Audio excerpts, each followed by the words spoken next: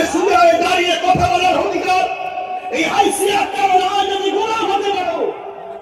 রাসূলুল্লাহ দাদা ওই সাফিরকে বলছে, শোনো মামা, কি খবর নিয়ে এসেছো? আমরা আমার পক্ষ থেকে খবর এটাই যে আমরা কাবা ঘরকে ভাঙতে এসেছি। মক্কার মানুষের উপরে কোনো রাগ নেই আমাদের। আমরা যখন ঘরকে ভাঙবো তোমরা যেন বাধা দেবে না, তাহলে তোমাদের সঙ্গে ঝগড়া নাই।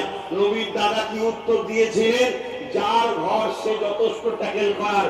আমার 200 উট ছিল, ওই উটটাতে দিতে বল, আমি আর ল্যাপটাতে কোনো ঝামেলাতে নাই। শুনছেন তো নাকি?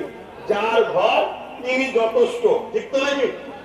এই কথা যখন বলেছে যে দূত সাফির এসেছে, পিয়ন এসেছে, সে তো অবাক হয়ে গেল, এত সহজে ছেড়ে দেবে? এই খবরটা যে রাজাকে বলেছে, আবরাহকে, যে রাসূলুল্লাহ তার কিন্তু আলাদা ব্যাপার, সে বিরাট ব্যাপার, অনেক তারিফ করছে, আর খেপে গেছে রাজা। আমার খাস